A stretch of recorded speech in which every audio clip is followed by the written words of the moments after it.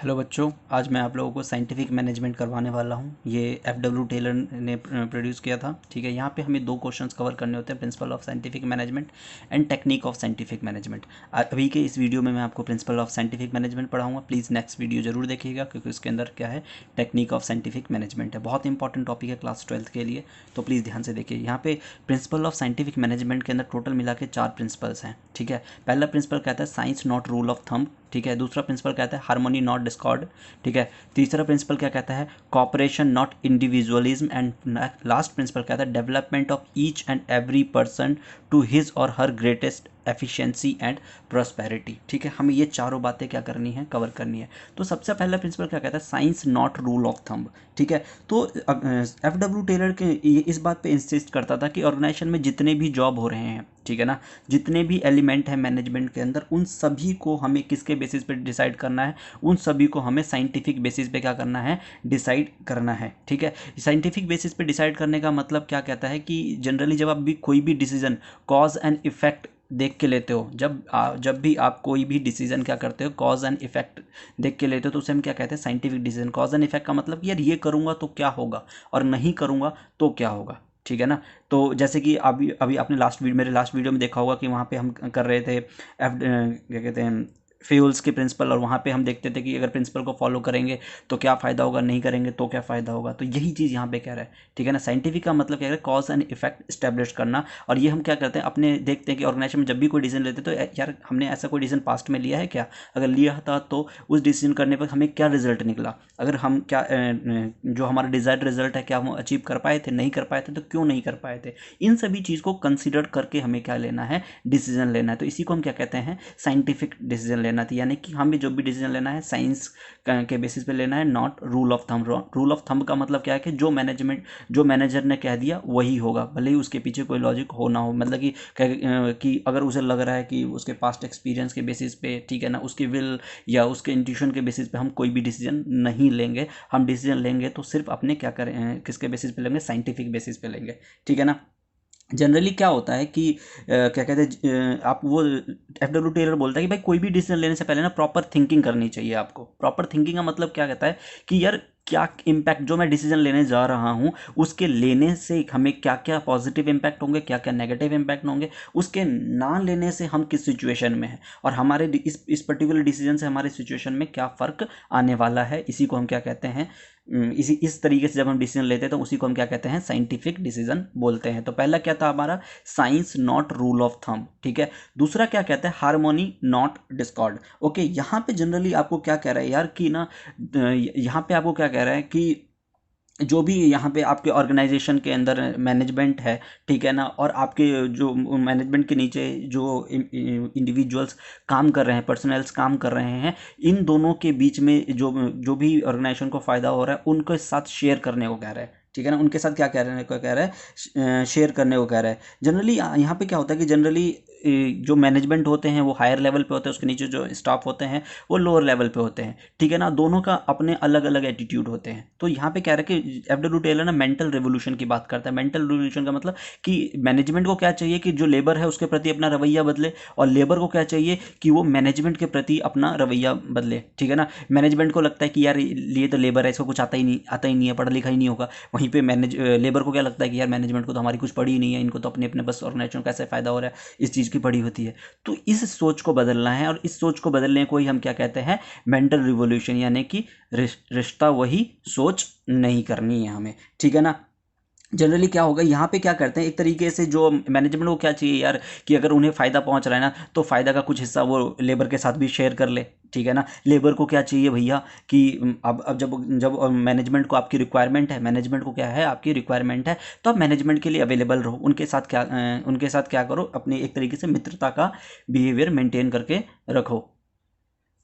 अगर मैं आप लोगों को समझाऊं कि भैया, मैं देखो लेबर का क्या मेन मकसद होता है कि यार ज़्यादा से ज़्यादा पैसे कमा पाऊँ। ठीक है ना, मैनेजमेंट का क्या मकसद होता है कि ऑर्गेनाइजेशन को ज़्यादा से ज़्यादा क्या हो पाए, प्रॉफिट हो पाए। तो यार इन दोनों के ऑब्जेक्टिव देखो ना यार, अगर लेबर ज़्यादा काम करेगा तो वो उसको बेचारे को ज़्यादा ज़्यादा प्रॉफिट हो पाएगा, और लेबर ज़्यादा काम करेगा यानी कि इनकी ज़्यादा प्रोडक्शन होगी। ठीक है ना, इनको ज़्यादा फायदा होगा। तो यार अपने फ़ायदे का कुछ हिस्सा जब आप लेबर को दोगे ना तो वो आपके लिए अच्छे से काम करके देगा ही देगा। तो आप क्या करो, आपके बीच में जो डिफरेंस है ना, उस डिफरेंस को ख़त्म करो और एक दूसरे के साथ मिलकर, एक दूसरे के अगेंस्ट नहीं, लेबर और मैनेजमेंट को एक दूसरे के अगेंस्ट नहीं, एक दूसरे के साथ मिल के शांति से क्या करना है, काम करना है। यही प्रिंसिपल क्या बोलता है, हार्मोनी नॉट डिस्कॉर्ड, यानी कि भैया जो मैनेजमेंट है और जो लेबर हैं, जो एम्प्लॉय हैं, उनके बीच में प्रॉपर क्या होना चाहिए, एक फ्रेंडली रिलेशन होना चाहिए, एक दूसरे के साथ काम करना है उसको, उन दोनों को एक दूसरे के अगेंस्ट नहीं। अगर ये दोनों एक दूसरे के साथ कोऑपरेट करके काम करेंगे तो ऑब्वियस सी बात, ऑर्गेनाइजेशन का जो ऑब्जेक्टिव है वो क्या हो जाएगा, इजीली अचीव हो पाएगा। ठीक है, जनरली यहाँ पे मैनेजमेंट को क्या चाहिए कि वर्कर के इंटरेस्ट का ध्यान रखे, कि भैया वर्कर को क्या क्या प्रॉब्लम हो रही है, उन प्रॉब्लम को रिजॉल्व किया जाए। और वर्कर्स को क्या चाहिए कि मैनेजमेंट के साथ प्रॉपर तरीके से कंधे से कंधा मिला के चले, कि जब जब उनको रिक्वायरमेंट हो वो अवेलेबल रहें। ठीक है ना, बार बार स्ट्राइक वगैरह की धमकी ना देते रहे भैया, तो ऐसे तो अच्छा नहीं लगेगा। ओके, फिर नेक्स्ट पॉइंट क्या कहता है, cooperation not individualism. Cooperation not individualism का मतलब क्या कह रहे हैं यार, कि ये ना एक तरीके से जो पिछला प्रिंसिपल है ना, हार्मोनी नॉट डिस्कॉर्ड, इसी का ना एक्सटेंशन है, इसी का क्या है, ये एक्सटेंशन है। ठीक है ना, जनरली यहाँ पे क्या क्या होता है, कॉपरेशन का मतलब क्या कह रहा है कि सपोज करो कि जो सजेशन दे रहा है लेबर, जो मान लो आपको कोई सजेशन दे रहा है, देखो ग्राउंड वर्क पे फैक्ट्री के अंदर काम एक्चुअली में कौन कर रहा होता है, लेबर कर रहे होते हैं। तो इनका ना वर्क से रिलेटेड, काम से रिलेटेड जो प्रॉब्लम होती है ना, वो उनको ज़्यादा अच्छे से पता होती है। तो अगर आपको कोई लेबर सजेशन दे रहा है तो उसको वेलकम करो। मैं ये नहीं कह रहा कि उसको मान लो, ठीक है ना, आप उसको वेलकम करो, हाँ भैया हम आपके सजेशन की वैल्यू करते हैं। और फिर देखो कि यार क्या वो सजेशन एक्चुअली में एप्लीकेबल हो भी सकता है या नहीं हो सकता है। तो यानी एक तरीके से क्या करना है कि जो आपके एम्प्लॉई हैं, जो आपको सजेशन दे रहे हैं, उनको वेलकम करना। ठीक है ना, दूसरा क्या कह रहे हैं यार, अगर उन्होंने कोई अच्छा सजेशन दिया है और आपने उसको अप्लाई किया है, ठीक है ना, तो उसका यार कुछ उनको रिवॉर्ड दे दो भैया, कि देखो यार तुमने मुझे सजेशन दिया था, मुझे अच्छा लगा, मैंने अप्लाई किया, और इसके बदले हम तुम्हें क्या कर रहे हैं, रिवॉर्ड दे रहे हैं। कोई कोई मान लो कि कैश गिफ्ट कोई गिफ्ट दे दिया, कोई बोनस दे दिया, या कुछ भी ऐसा कोई। ठीक है ना, तो ये चीज़ क्या करना है कि अगर वो कोई सजेशन दे रहा है तो उनको रिवॉर्ड दो। ठीक है ना, साथ साथ एक तरीके से ना क्या कह रहा है यहाँ पे कि कॉपरेशन एंड नॉट इंडिविजुअल, इनके एक तरीके से ये कह रहा है कि मैनेजमेंट और एम्प्लॉय जो है ना, उनके बीच में क्या होना चाहिए, ओपन कम्युनिकेशन होना चाहिए, कि यार एक दूसरे को ये क्या कर पाए, एक दूसरे को बात कह पाए, प्रॉपर चैनल से क्या होना चाहिए, इनके बीच में कम्युनिकेशन होते रहना चाहिए। ठीक है ना, इससे क्या होगा कि जनरली यहाँ पे मैनेजमेंट को भी क्या चाहिए कि यार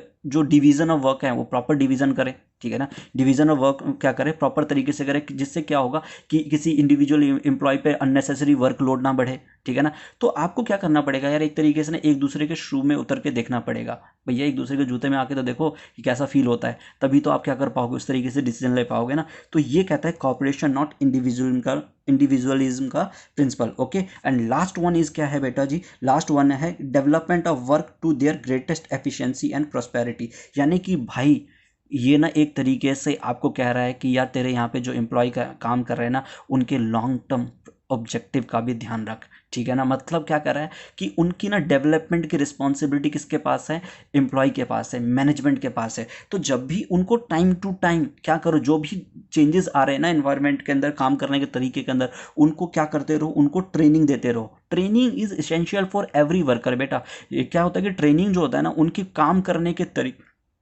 तरीके को इम्प्रूव करता है, जिससे क्या होता है उनकी एफिशिएंसी जो है ना वो बढ़ती है। ओके, तो यही एफडब्ल्यू टेलर कहता है कि यार प्रॉपर ट्रेनिंग दो। ठीक है ना, और इस ट्रेनिंग दिया आपने, अब जब आप वर्क अलॉट कर रहे हो ना वर्कर्स को, तो वर्क अलॉट करो, वो भी कैसे, साइंटिफिक तरीके से। साइंटिफिक तरीके से मतलब ये देखो यार कि जो एम्प्लॉय है उसकी क्वालिफिकेशन क्या है, उसका एक्सपीरियंस क्या है, उसने इससे पहले क्या काम किया हुआ है, वो किस चीज़ में अच्छा है। ठीक है ना, वो कौन सी उसकी टेक्निक्स क्या क्या है, तो उस हिसाब से, ठीक है ना, उसकी कैपेबिलिटी के हिसाब से क्या करो, उसको वर्क एलोकेट करो। ओके, एंड साथ साथ क्या कहता है कि आप जब उसे वर्क एलोकेट कर रहे हो तो उसकी हमें टाइम टू टाइम उसको क्या करते रहो, ट्रेनिंग देते रहो, मोटिवेट करते रहो। ठीक है ना, जिससे क्या कर पाए, वो अपनी एफिशिएंसी को इम्प्रूव कर पाए। ठीक है, ये चार क्या थे, प्रिंसिपल ऑफ साइंटिफिक मैनेजमेंट। पहला क्या था, science not rule of thumb. दूसरा क्या था, हार्मोनी नॉट डिस्कॉर्ड। तीसरा क्या था, कॉपरेशन नॉट इंडिविजुअलिज्म। ठीक है ना, ये क्या था, ये जो तीसरा प्रिंसिपल है ना, वो सेकंड प्रिंसिपल का ही क्या है, फर्दर एक्सटेंशन है। एंड लास्ट वन इज क्या बेटा, last one is development of worker to their greatest efficiency and prosperity. Okay, ठीक है, आज के लिए इस वीडियो के लिए इतना ही था। नेक्स्ट वीडियो प्लीज़ जरूर देखना। ठीक है, अगर अच्छा लगे तो please like, comment and share जरूर करना। थैंक यू बच्चों।